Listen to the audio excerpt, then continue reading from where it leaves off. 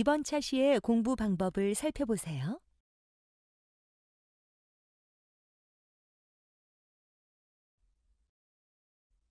다음으로 출제 경향도 살펴보세요.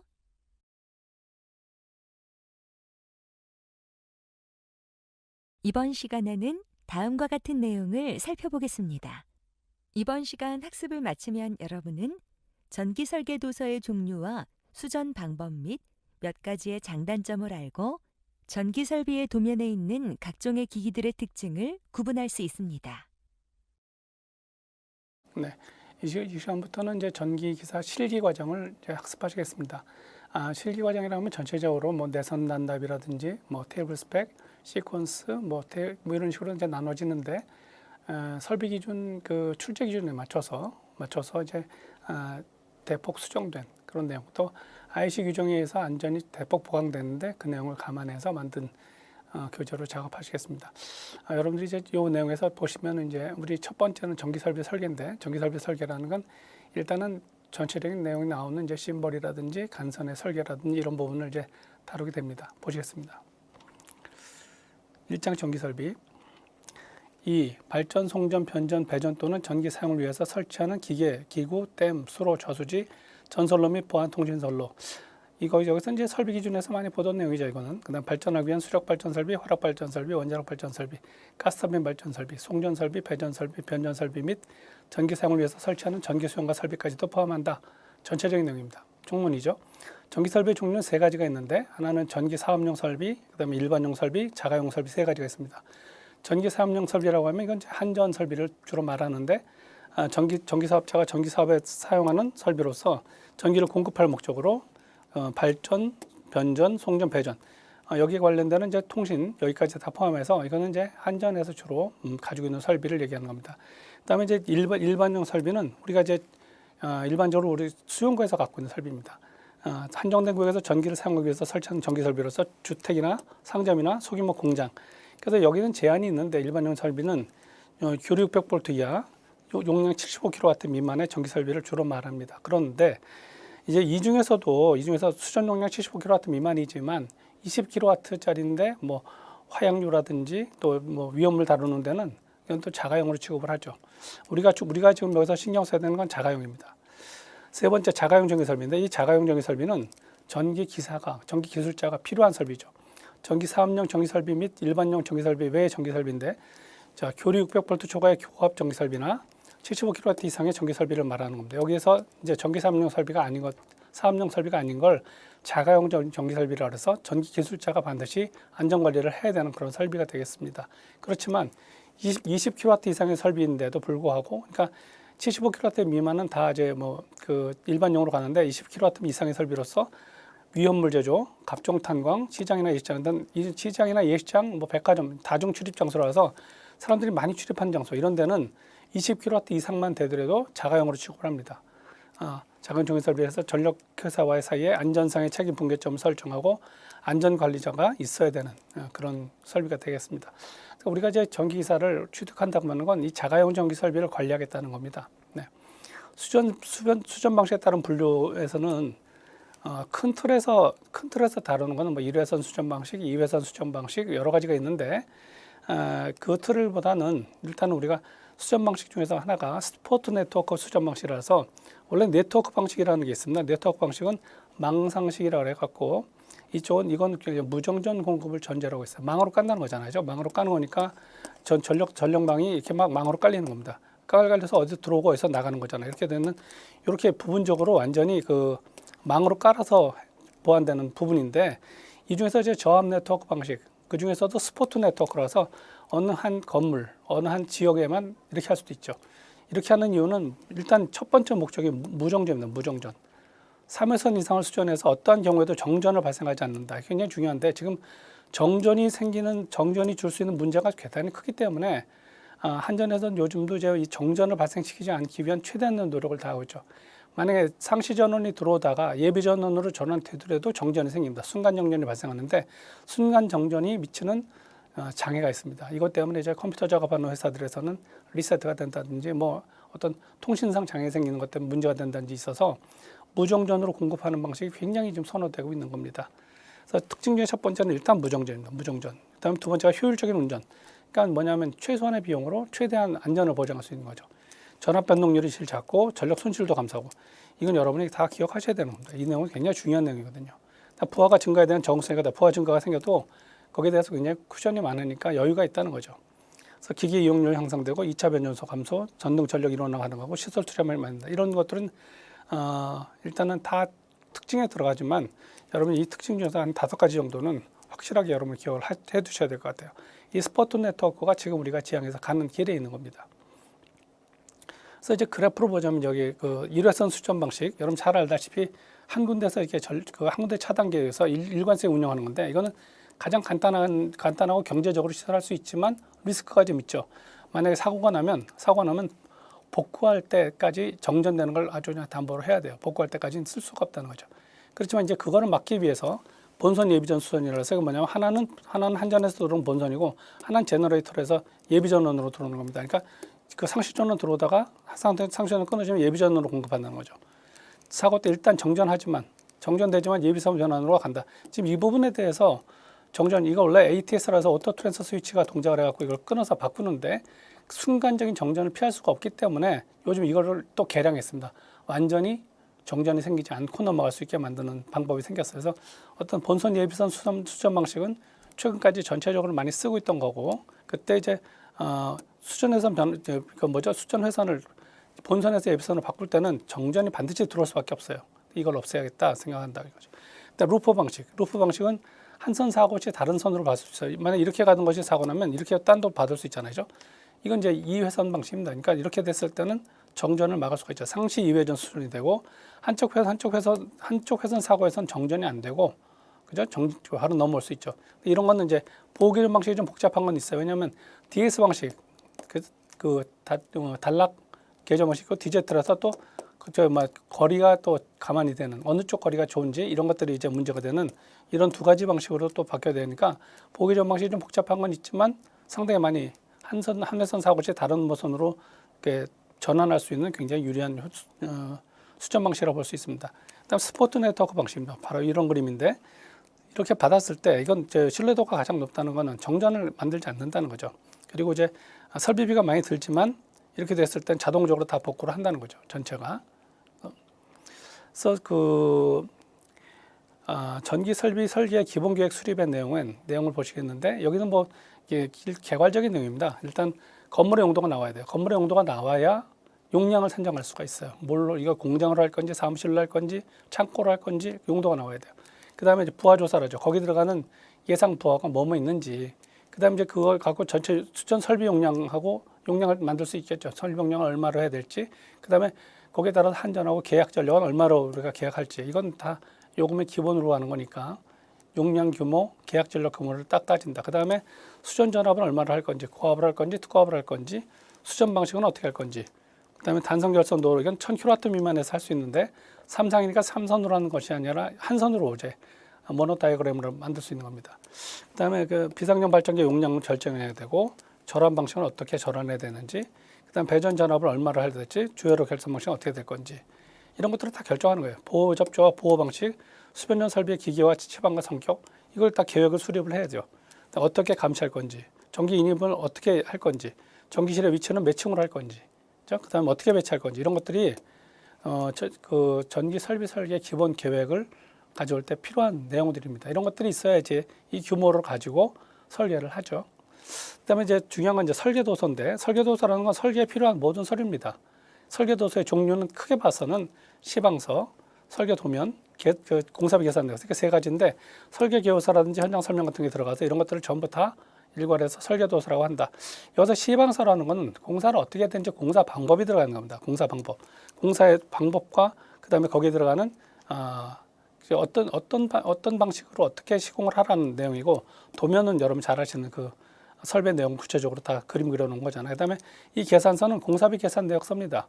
예전 계산서가 있습니다. 이걸로 해야 이제 이걸 벗어나지 않도록 할 수 있는 거죠. 근데 여기서 이제 표준 시방서에는 표준 시방서와 그다음에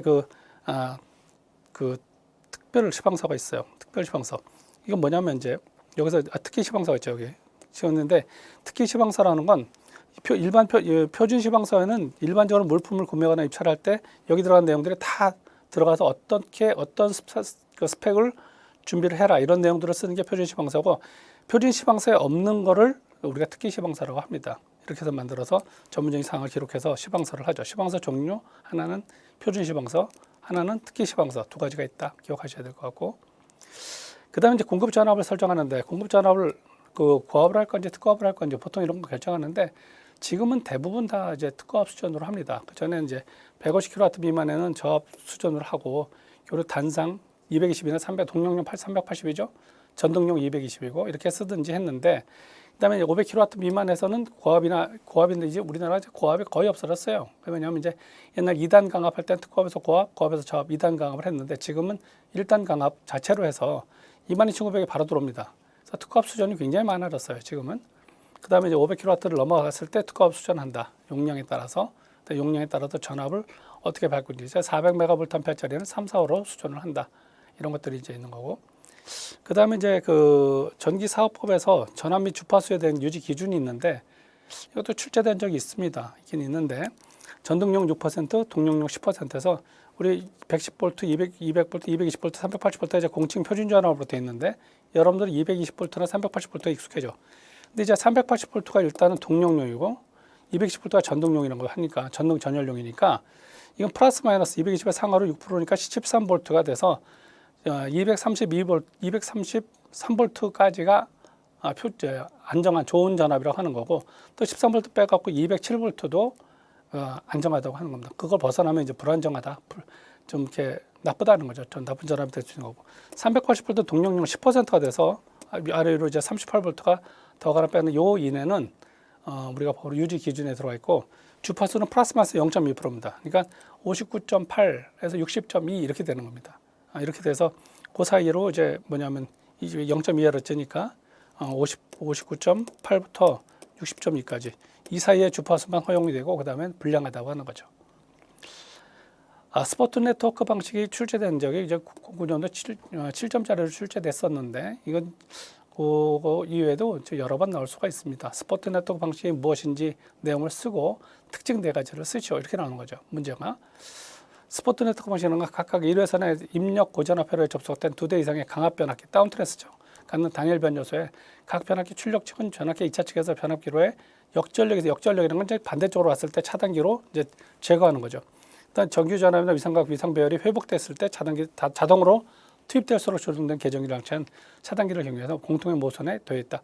모선은 하나나 그 이상의 출력의 방사 형태로 그러니까 이렇게 되는 거죠. 이렇게 돼갖고 그 변압기가 돼서 이렇게 되죠. 변압기가 돼서 이렇게 투입되는 겁니다. 방사형으로 이렇게 들어가는 건데 이때 이제 역전력이라는 건 뭐냐면 역전력이라는 건 망상식으로 가다 보니까 예를 들어서 이렇게 들어가고 이렇게 나간다고 쳤을 때 이렇게 방향이 정해져야 돼요. 방향이 정해져야 되는데 방향이 정해져야 뭐 그 전기가 다 방향이 정해져야 되는데 이렇게 해서 이렇게 나가든지 해야 되는데 이게 이렇게 들어와서 거꾸로 올라 그러면 이거 차단해 버리는 겁니다. 전기가 거꾸로 올 수도 있잖아요. 거꾸로 가는 걸 차단하는 걸 그 네트워크 프로텍터라고 하죠. 네트워크 프로텍터. 그게 이제 역전력 기능이 있습니다. 반대편으로 전력이 갔을 때 차단하는 기능이 있죠. 스포트 네트워크 방식의 특징. 일단 전압 강화 및 전력 손실이 경감되고 무정전 전원 공부. 그다음에 공급 신뢰도 좋다. 부하 증가에 대한 적응성이 좋다. 반드시 여러분 이런 정도는 그냥 기억하고 있다가 여러분들이 생각나는 대로 써도 딱 쓸 수 있어야 돼요. 한 세 가지는. 그래서 문제가 두 번째 유형 이런 문제가 있었습니다. 최대 수역 전력이 7,000kW, 네트워크 수전 회전수 3회선이죠. 보화용률 0.9이고 네트워크 변압기 과부하율이라는 건 이제 현재 변압기 용량에서 130%까지 견딜 수 있다는 거예요. 이럴 때 네트워크 변압기 용량은 3회전에 수선하는 거니까 얼마 이상이 되는가? 자, 얼마 이상이면 이 7,000kW를 공급하는데 문제가 안 생기겠느냐? 3회선인데 3회선이면 예를 들어서 이제 그 3,000짜리 3개를 놓든지 해서 이제 9,000이 돼야 7,000을 공급하든지 과부하율이 130%니까 2,000짜리 3개를 놔고 6,000인데 130%니까 과부하율을 건너니까 7,000kW를 감당하든지 이렇게 되는 거 아닙니까? 이렇게 돼야 되는데 용량 계산하는 방법은 요건 기억해 두셔야 돼요. 회선수가 이제 회선수 빼기 1. 하나는 한 대 여유를 줍니다. 한 대 여유를 줘서 나머지 한 대가 여유가 공급이 되도록 그렇게 해줘. 그래서 3 빼기 1이 되고 역률로 나눠서 피상전력을 만듭니다. 유효 전력을 역률로 나눠서 피상 전력 만들어서 130%니까 0.13으로 나눠주면 그 1.3으로 나누는 거죠. 나눠주면 2,926.42가 돼서 그 결국 이런 변압기는 이제 변압기 용량은 이거보다 표준 용량으로 하니까 3,000짜리로 쓰게 되죠. 3,000짜리로. 그러니까 3,000짜리를 3개 쓰는 거예요. 7,000kW를 공급하려고 3,000kW짜리를 3대를 쓰게 되는 거예요. 이렇게 썼을 때 한 대가 없어지더라도 과부하율 때문에 6,000짜리, 3,000짜리 2개, 6,000 갖고 7,000을 커버할 수 있는 거죠. 그래서 네트워크 변압기는 3,000 용량으로 한다. 요거 2,926이니까 3,000짜리로 하면 지금 제시된 네트워크는 회선마다 3,000kW 용량에서 변압기가 각각 설치해야 되고 한 회선이 사고가 나더라도 그러니까 한 회선이 사고가 나서 공급이 곤란해지잖아요. 하나가 떨어졌으니까 어느 한 회선은 죽어야 되는데 그게 아니고 그 6,000하고 과부하율 130% 때문에 이 7,000 정도는 거뜬히 감당을 한다 이런 뜻입니다.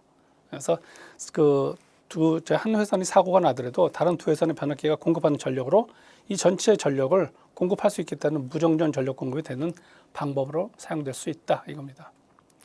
그래서 네트워크 변압기의 내용 특징입니다. 특징인데 이렇게 네트워크 변압기가 있고 그 다음에 이제 여기 들어가는 계정기가 51번이 OCR이죠. 과전류 계정기. 그다음에 역전력 계정기. 이건 이제 67번이 원래 그라운드 릴레이인데 그라운드 릴레이가 지락 방향 계정기도 있고 역전력 계정기 두 가지 기능이 다 있습니다. 78번이 이제 위상 계정기, 84번이 전압 계정기인데 다 여기를 맞춰서 거꾸로 오는 걸 맞고 여기에 대해서 얘네들 동작해서 네트워크 프로텍터가 다 동원이 되게 돼 있어요. 네트워크 프로텍터가 여기 있는 거죠. 그렇죠? 프로텍터가 동원이 돼서 이거를 끊든지 있든지 이렇게 되는 거죠. 역전력 계정기라는 건 전기 흐르는 방향이 역전됐을 때 동작되는데 67번 계정기가 여러분 지락 계정기라고 그라운드 릴레이잖아요. 그라운드 릴레이니까 지락 상태를 봐주는 건데 전력 방향계죠. 역전력 계정기에도 이게 통합니다. DGR도 있죠. 지락 방향 계정기. 지락 방향 계정기 있어서 다 통합니다. 그래서 첫 번째 기능이 이제 역전력 차단 특성이 있다. 뒤집어서 오는 차단기를 차단한다. 네트워크 프로텍터가 잘라버린다는 거죠. 인입선로 또는 변압기 등의 어느 1회선 사고에 변전소의 차단이 차단된 경우 건전회선으로부터 사고점으로 전력이 역류할 경우 이거를 분리시켜서 차단하는 게 이제 네트워크 프로텍터 기능이 있다. 그 다음에 차전압 특성이라서 전압이 달랐을 때 또 고정회선이 복구되고 난 다음에 차단기가 투입돼서 송전이 개시되면 네트워크 2차 전압과 위상을 비교해서 전압과 위상을 여기서 검토를 하죠. 해서 설정값 이상일 경우 자동으로 제표로서 투입이 되는 거죠. 이제 전력 공급 끊어진 차선에다가 바로 전압차가 나자마자 바로 전기를 공급하게 된다. 그다음 무전압 투입도 전압이 없어도 또 다시 전기를 자동적으로 투입하게 되는 겁니다. 사고에 대응할 때 가장 능동적으로 대응하는 특성이 있는 게 스포트 네트워크가 되겠습니다.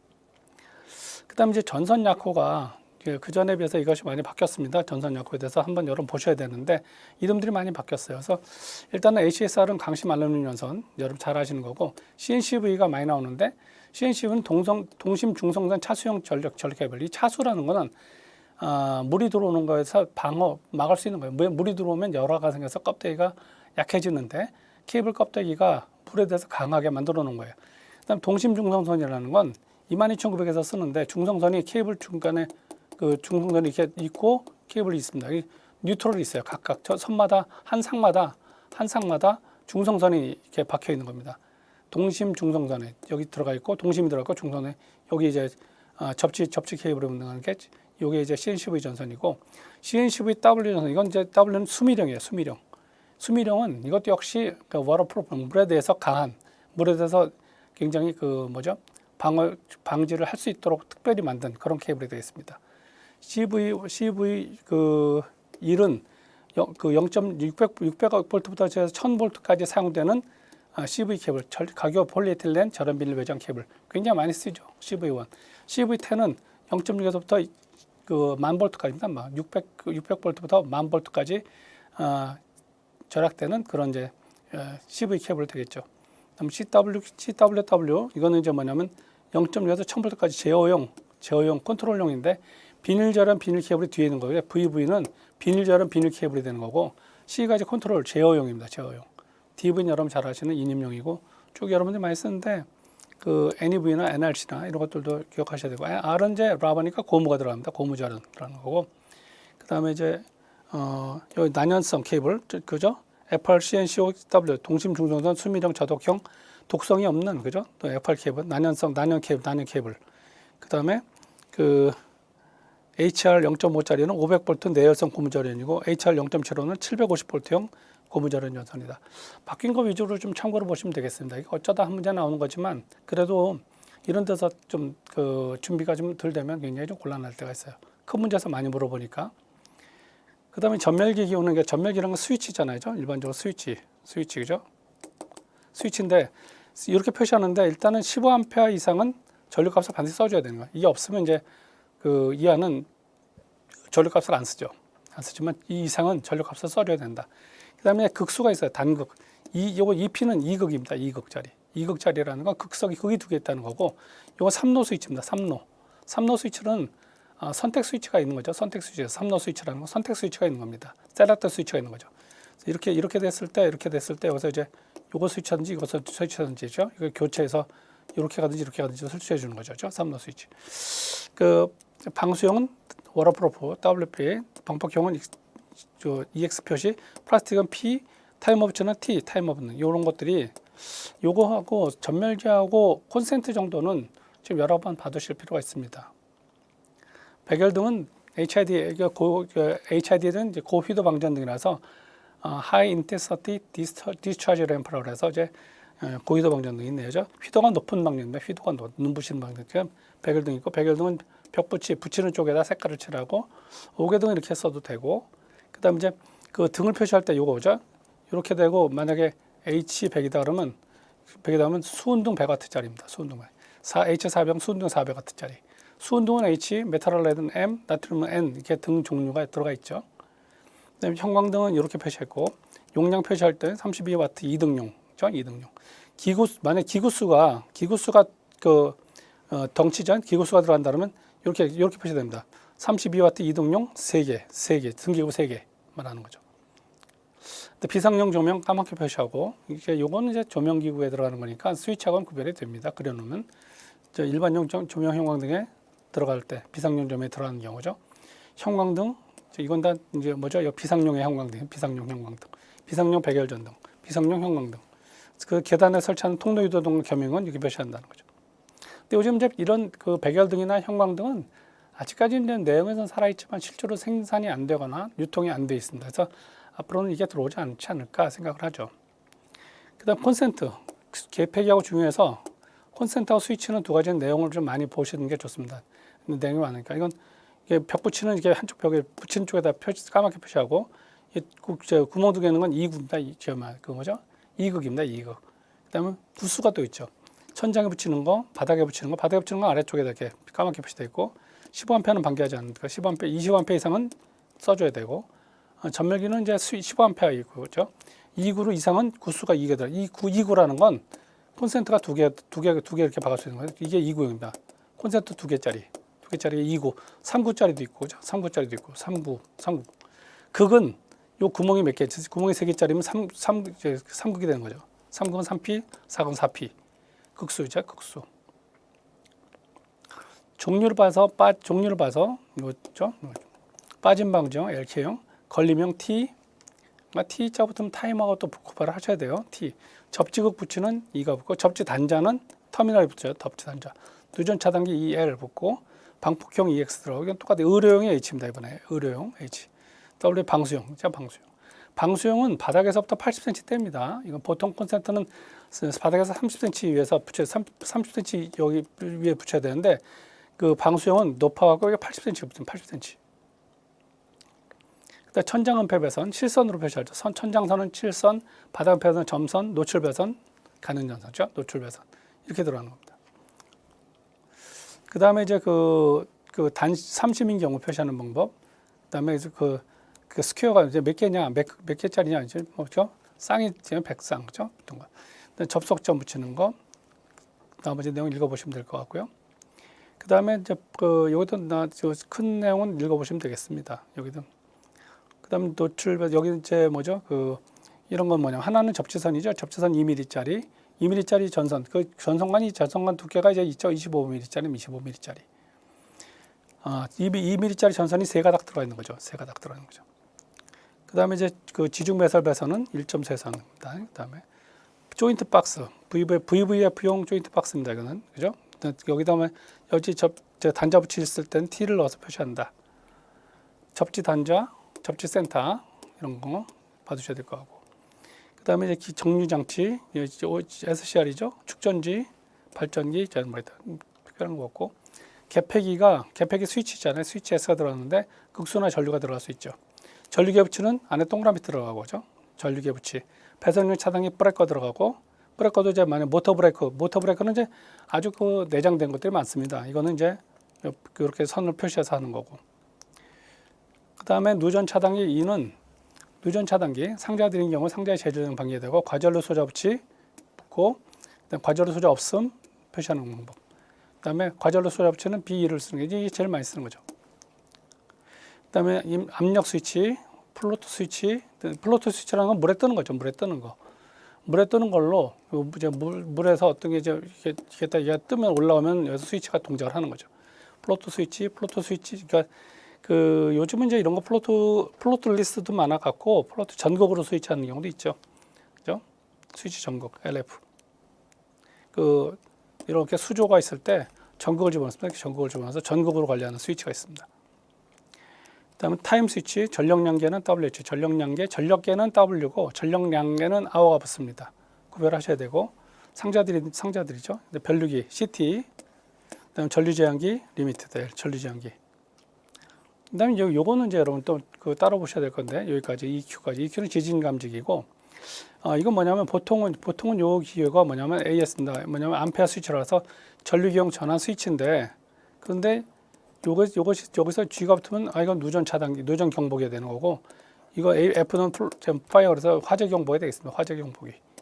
이건 구별해서 여러분들 꼭 기억해 두셔야 될 것 같습니다. 그다음에 이제 배전반, 분전반, 제어반 심볼 1종과 2종. 그다음에 이제 계정기류는 계정기에 가서 특별하게 더 공부하겠는데, 이거는 이제 번호가 있어요. 번호 51번 OCR 같은 거 이렇게 박스에다 넣죠. 그 계전기는 박스에다 넣고 전류기 같은 건 동그랗게 합니다. 동그랗게. 그래서 계기 같은 건 과전류 계정기, 방향 계정기 D, 지락 관련 계정기 OCG 오버커런트 그라운드 릴레이예요. 그죠? 단랍 방향 계정기 TSC. 그다음에 부족 전류, 이건 먼저 언더커런트죠. 언더커런트. 지락 방향 계정기 DGR. 그다음에 요건 다 릴레이 기호에 따라다니는 거니까 릴레이 기호에서 여러분들 보시면 되겠습니다. 거기서 보시겠습니다. 부족 전압 계정기, 이건 번호도 알아야 되죠. 27번 계정기죠. 이건 주파수 계정기. 그다음에 지락 회선 계정기, 전류 평형 계정기, 전압 평형 계정기죠. 이런 것들이. 계정기, 네모난 박스는 다 계정기니까 혼동하지 말으셔야 되겠습니다. 그래서 대표적인 문제 이렇게 나올 수 있죠. 일반적으로 가장 쉽게 내는 겁니다. 그죠? 쉽게 내는 겁니다. 이렇게 나왔을 때 심벌의 명칭을 써라. 그죠? 써라. 그래서 누전 차단기, EL 보통 E죠. EL. 이건 브레이커잖아요. 배선용 차단기. 개폐기, 그다음에 접지 센터. 이건 누전 경보기. 그죠? 누전 경보기. 이런 내용들이죠.